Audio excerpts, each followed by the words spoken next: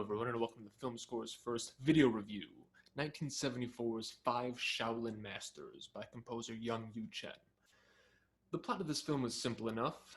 The Manchu forces invade and destroy a Shaolin temple, killing everyone except 5 students, the titular Five Shaolin Masters, who then vow to get revenge. The plot's really there just to push the action forward and create a series of action sequences. And it does this fairly well. But that's not what I'm here to talk about. What I'm here to talk about is Yung-Yu Chen's score.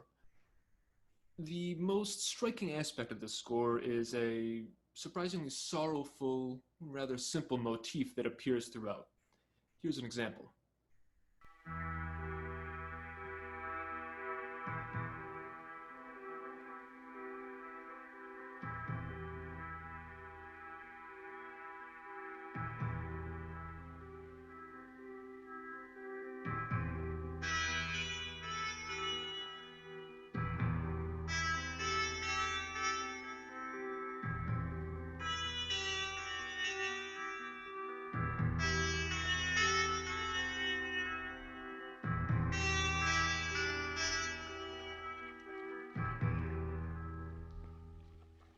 And surprisingly, that clip comes from right near the end of the film, right before the final climactic battle. Now, normally you'd expect something a little more martial or a little more bombastic, something to really pull the viewer into this final fight. But instead, it's quite forlorn. And what that does is it drives home the consequences and the stakes.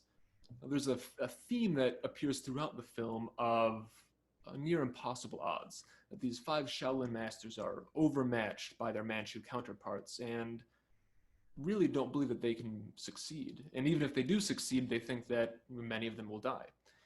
And the film is full of death on both sides. And that's something that you don't really see very often in martial arts films, is something other than a seemingly invincible protagonist.